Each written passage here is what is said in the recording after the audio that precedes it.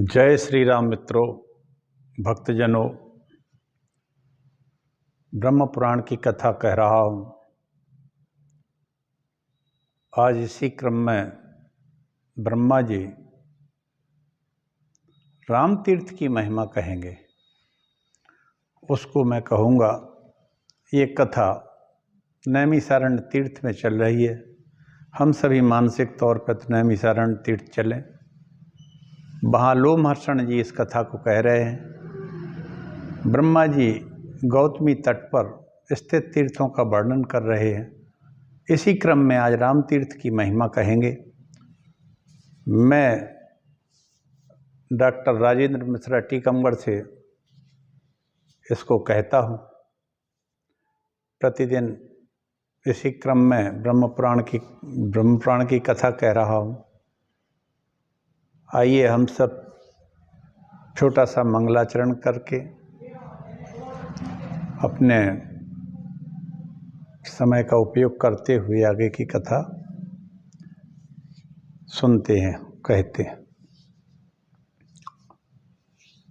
नमोस्तु रामाय स लक्ष्मणाय देव्यै च तस्यै जनकात्मजायै नमोस्तु रुद्रेन्द्रयमानिलेभ्यो नमोस्तु चन्द्राग्निमरुद्गणेभ्यः अखण्डमण्डलाकारं व्याप्तं येन चराचरं तत्पदं दर्शितं येन तस्मै श्रीगुरुवे नमः।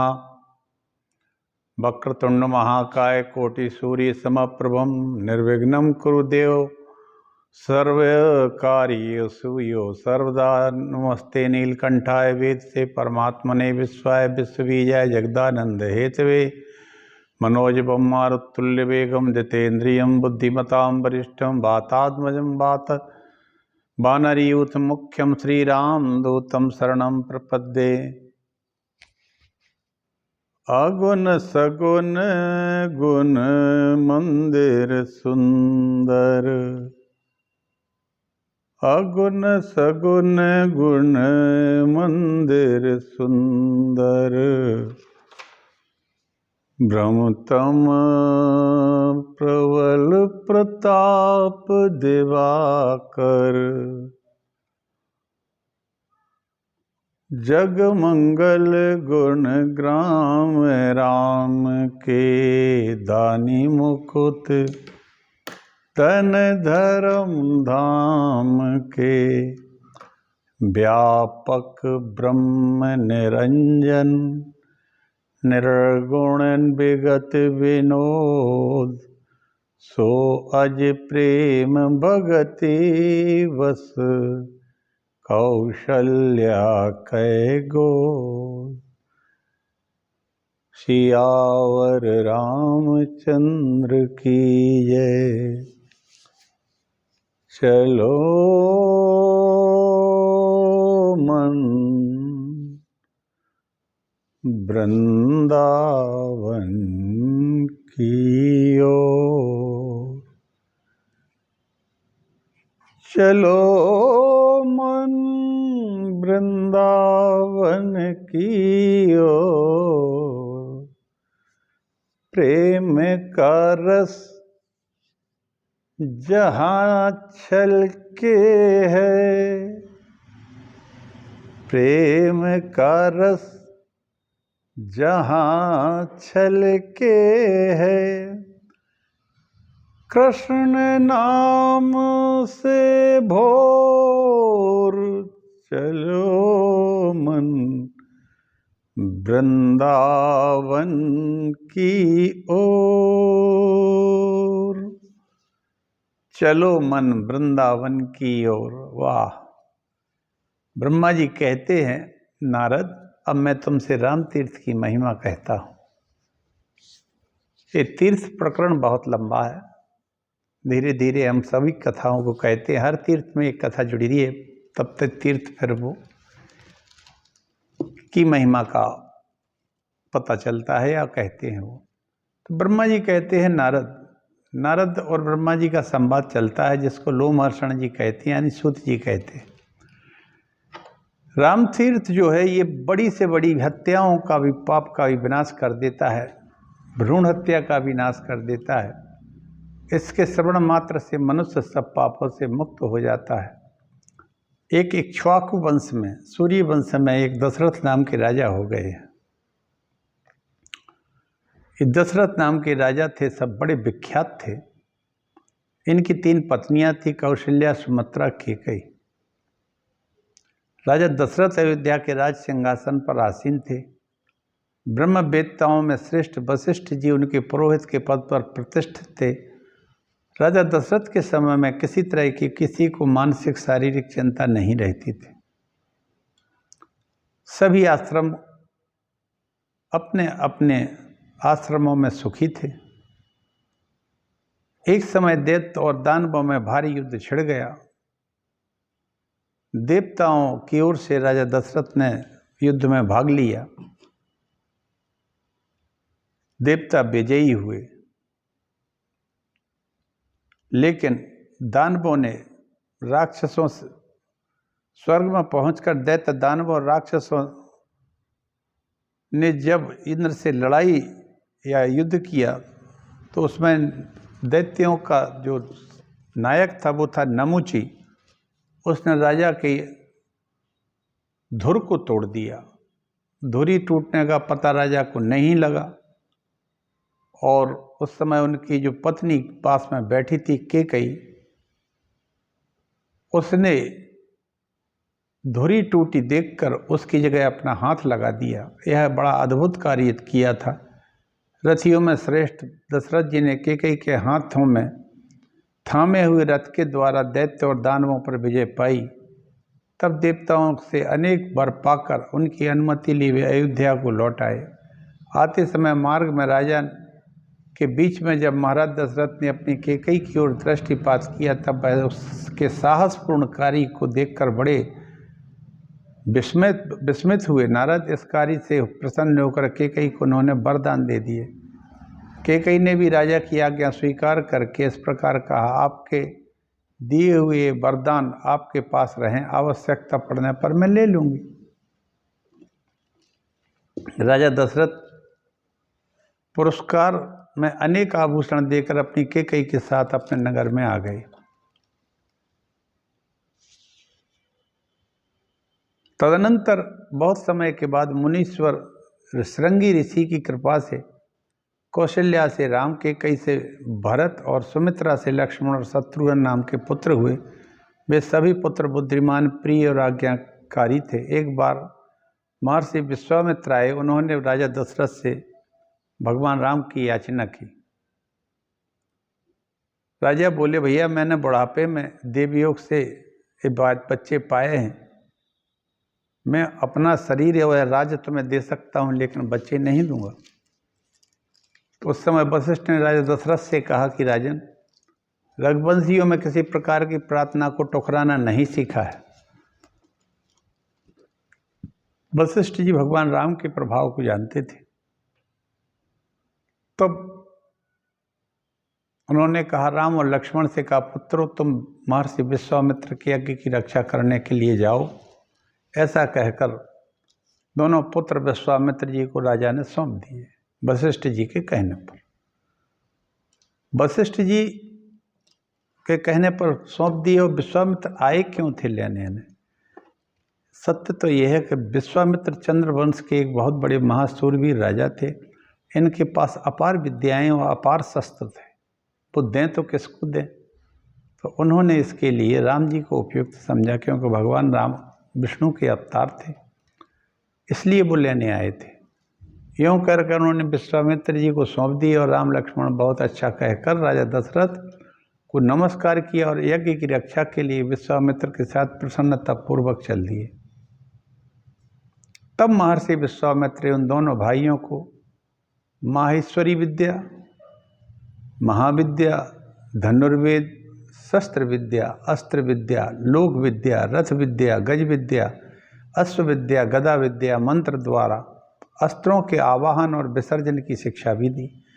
इस प्रकार बला और अति बला नाम की 2 विद्याएं दी, जिससे भूख प्यास नहीं लगती थी। इस प्रकार संपूर्ण विद्याएं प्राप्त कर श्री राम और लक्ष्मण ने वनवासियों का हित करने के लिए वन में ताड़का को मार डाला।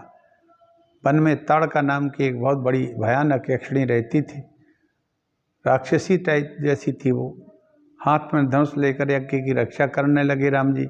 तत्पश्चात महायज्ञ पूर्ण होने पर विश्वामित्र दोनों राजकुमारों के साथ जनक जी से मिलने जनकपुरी गए। वहाँ लक्ष्मण सहित श्री राम ने राजाओं की मंडली में अपने गुरु से सीखी हुई अद्भुत धनुर्विद्या का परिचय दिया और उस धनुष को तोड़ दिया। इससे प्रसन्न होकर राजा जनक ने अपनी अयोनिजा कन्या लक्ष्मी स्वरूप सीता का श्री राम के साथ विवाह कर दिया। विवाह भी राजा जनक के ही घर हुआ, शत्रुघ्न का भी हुआ, भरत का भी हुआ, लक्ष्मण का भी हुआ। तदनंतर सभी राजा दशरथ समस्त प्रजा और गुरु की अनुमति श्री राम को राज्य देने लगे। उस समय मंथरा रूपी दुर्दैव से प्रेरित होकर रानी कैकेयी ईर्ष्या से व्याकुल हो उठी। उसने भरत के लिए राज्य मांगा और राम के लिए वनवास मांगा। श्री राम राज्य की तृष्णा से रहित थे, वनवास के लिए दीक्षित हो लक्ष्मण और सीता के साथ चले गए।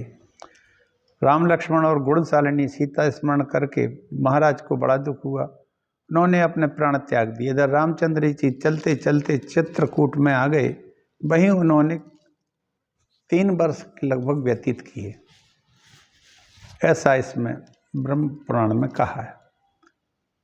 फिर वहाँ से दक्षिण दिशा की ओर चले गए, दंडकारण्य में पहुँचे। समस्त देशों में पवित्र और तीनों लोकों में विख्यात वह महान वन दैत्यों से सेवित होने के कारण बड़ा भयानक था। दंडकारण्य वैसे भी भयानक था, ऋषियों ने भयभीत होकर उसे छोड़ दिया था। श्री राम ने वहाँ दैत्यों और राक्षसों को मारकर दंडक वन को ऋषि मुनियों के रहने योग्य फिर से बना दिया। फिर 5 योजन आगे जाकर वे धीरे धीरे गौतमी गंगा के तट पर पहुँचे।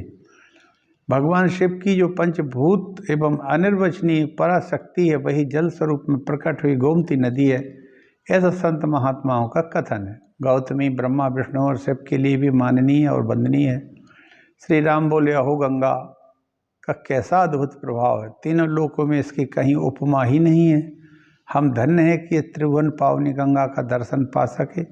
यों कहकर राम ने बड़े हर्ष के साथ महादेव जी की स्थापना की और यत्नपूर्वक षोडशोपचार से 36 कलाओं वाले महादेव जी की आवरण सहित पूजा करके हाथ जोड़कर उनकी स्तुति की।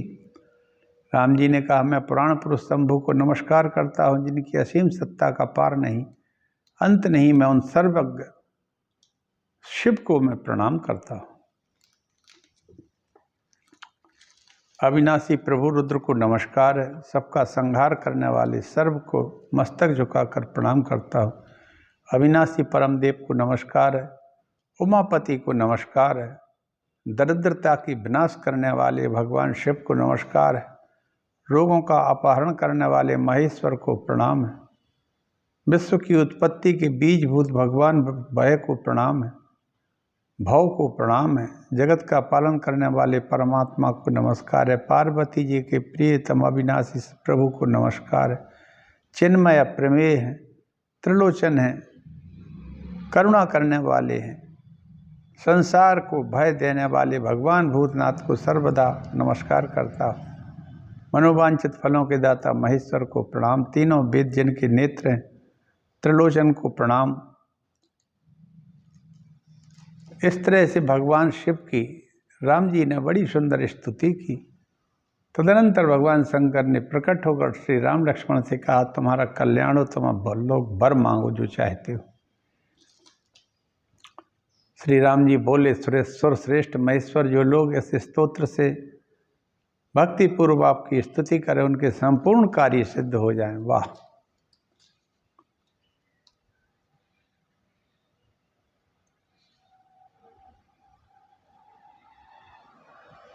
शंभु जिसके पितर नरक के समुद्र में डूबे हैं, उनके भी पितर यहाँ पिंड आदि देने से पवित्र हो जाएं।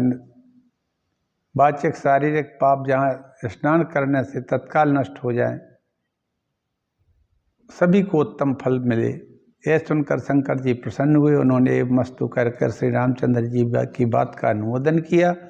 सर्वश्रेष्ठ भगवान शिव के अंतर्ध्यान हो जाने पर श्री राम अपने अनुगामियों के साथ धीरे धीरे उस प्रदेश में गए जहाँ गोदावरी नदी प्रकट हुई है।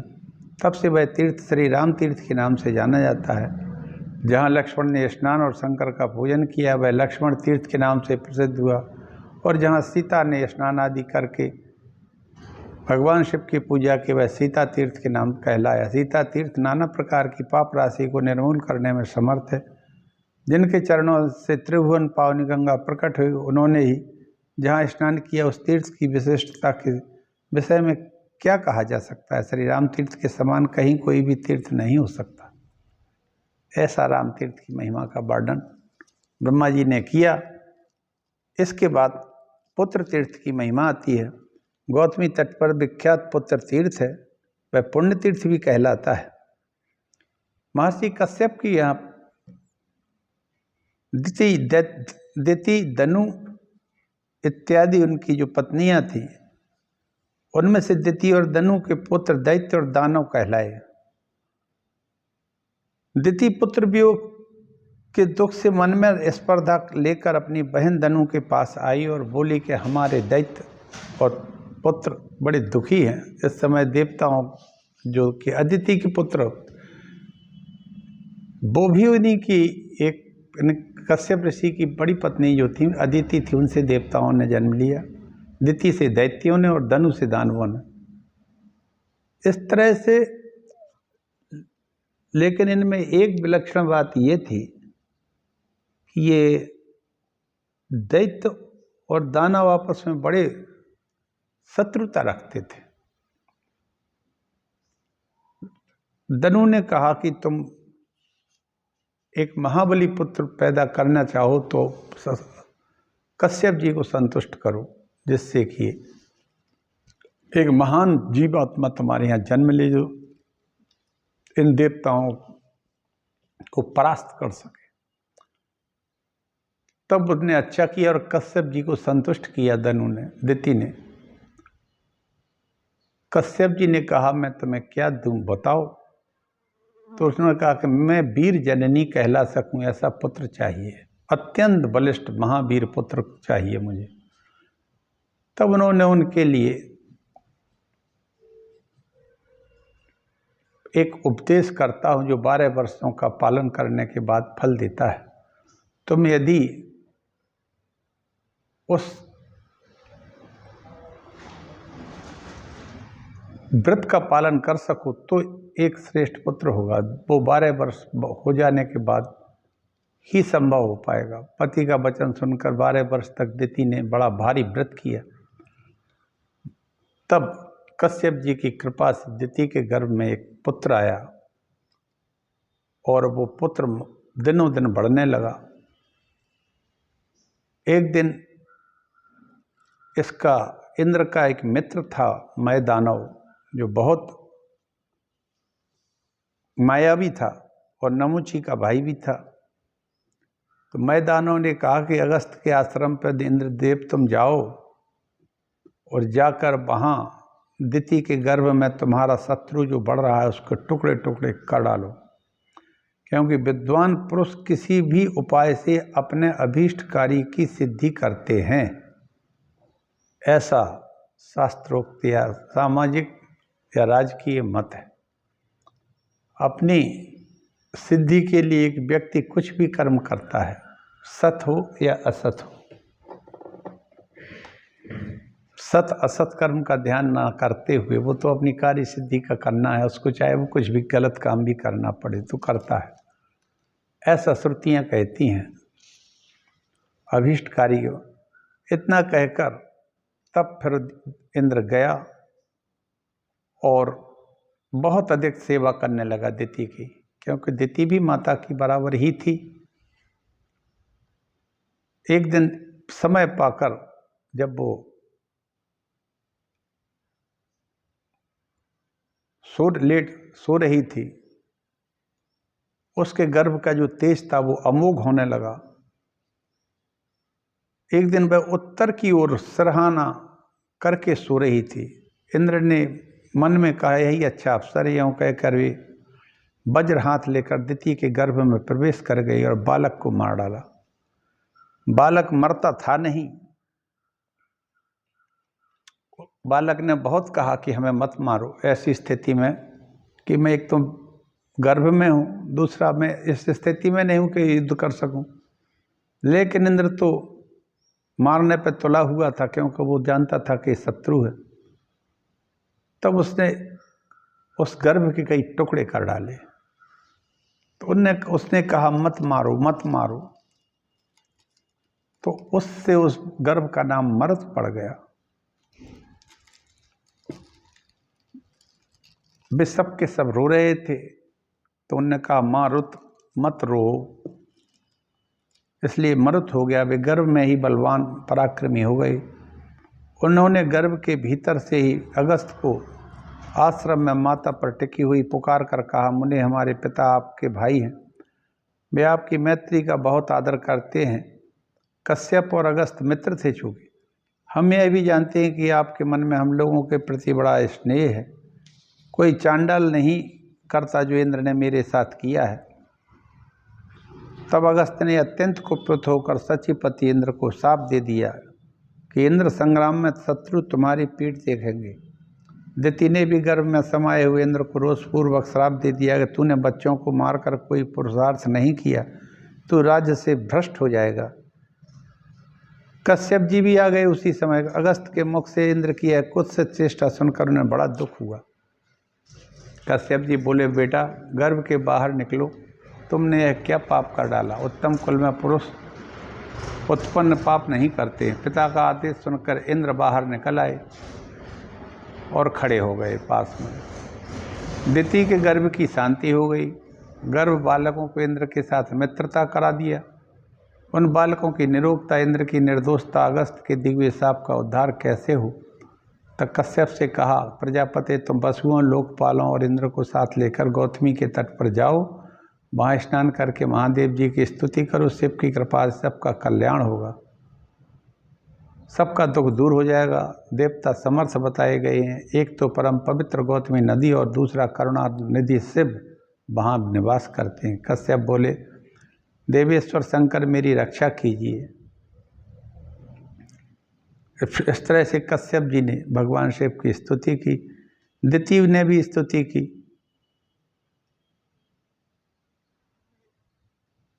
दिति ने शिव जी से कहा, देवी मेरा एक पुत्र ऐसा हो जो तीनों लोकों में ऐश्वर्य से सुशोभित रहे। तब शिव जी ने कहा, तुम मानसिक चिंता छोड़ दो, सुंदरी है तुम संशय रहित होकर अन्य वर मांगो। दिति बोली, भगवान लोक में बड़ी बड़ी बातें समझी जाती हैं, ये वास्तव में तो इंद्र के भाई हैं और प्रजापति के पुत्र हैं। देव जहाँ अगस्त और गौतमी गंगा प्रसाद के साथ साथ अपना आप का भी प्रसाद प्राप्त हो जाए, वहाँ सुख होने में क्या संदेह। एलोक और परलोक में उत्तम फल की इच्छा करने वाले सभी प्राणियों को गुणवान पुत्र की प्राप्ति सदा ही अभिष्ट रहती है। सभी चाहते हैं गुणवान पुत्र हो। अतः यहाँ स्नान करने से इस दुर्लभ फल की प्राप्ति हो सके, ऐसा अनुग्रह कीजिए। भगवान शंकर बोले, निसंतान होना बड़े ही पाप का फल होता है। स्त्री या पुरुष कोई भी यदि बांझ हो तो यहाँ स्नान करने से इसके इस दोष का नाश हो जाता है, और जो इस स्तोत्र का पाठ करता है वह स्नान करने का फल प्राप्त होगा। जो पुत्रहीन को पुत्र पाप मिल जाएगा। इस तरह से यह 3 महीने के भीतर ही गर्भवती हो जाएगी जो इसका सेवन करेगा इस तीर्थ का। पितरों को पिंडदान देने, तर्पण आदि सुवर्ण दान करने से निश्चय ही पुत्र होता है। जो धरोहर हड़प लेते हैं, रत्नों की चोरी करते हैं, पितरों का श्राद्ध कर्म करना छोड़ देते हैं, उनके वंश की वृद्धि रुक जाती है। आहा, किसी का धन हड़प लेने वाले के यहाँ संतान नहीं होती। चोरों के यहाँ भी यही है। पितरों का श्राद्ध जो छोड़ते तो फिर पितर जन्म नहीं लेते हैं अपने ऐसे पुत्र पौत्रों के यहाँ। लेकिन इस तीर्थ पर जो पाप करके उसका प्रायश्चित किए बिना भी मर जाते हैं, उन सब की यही गति होती है। जो तीर्थों का सेवन करते हुए जीवन व्यतीत करते हैं, उन्हें श्रेष्ठ संतान की प्राप्ति होती है। इसलिए तीर्थ सेवन सदैव करना चाहिए। जो जो दिति और गंगा के संगम के में स्नान करे कि अनादि अपार अजर सच्चिदानंद भगवान शिव महादेव का अनेक उपचारों से पूजन करता है, वो चतुर्दशी और अष्टमी को इस स्तोत्र के द्वारा स्तुति करता है, उसके यहाँ अनेक पुत्र प्राप्त होते हैं। इसलिए इसका नाम पुत्र तीर्थ पड़ गया है। वहाँ स्नान दान आदि करने से कामनाओं की पूर्ति होती है। यहाँ स्नान करने से इंद्र भी निष्पाप हुए थे, इसलिए वह इंद्र तीर्थ, शुक्र तीर्थ, शक्र तीर्थ, इंद्र को अपनी खोई हुई लक्ष्मी भी प्राप्त हुई, कमला तीर्थ कहलाया। यहाँ सब मनोकामनाएं पूर्ण होती है। अंतर्ध्यान हो गए शिव जी और कश्यप आदि सब लोग कृत होकर जैसे आए थे वैसे ही लौट गए। और ये 49 टुकड़े किए थे इन्होंने इंद्र ने उस गर्भ के, इसलिए ये 49 पुत्र हुए, मरुत के नाम से प्रसिद्ध हुए। और ये इंद्र के बहुत सगे भाइयों जैसे रहे, इनमें शत्रुता नहीं थी कभी।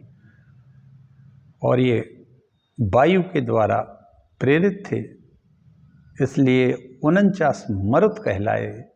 जब हनुमान जी लंका को जला रहे थे तो तब एक चौपाई आती है, चले मरुत 49 प्रकार के वायु ये चली जैसे कि लंका में आग लगा दी थी।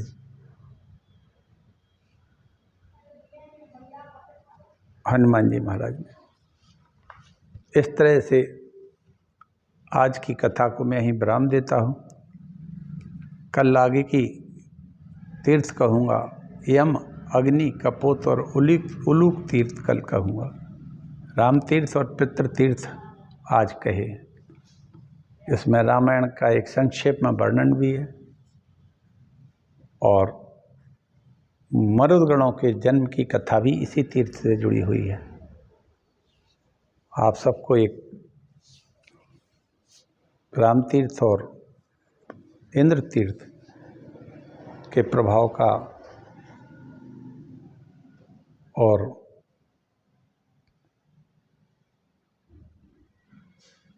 उसके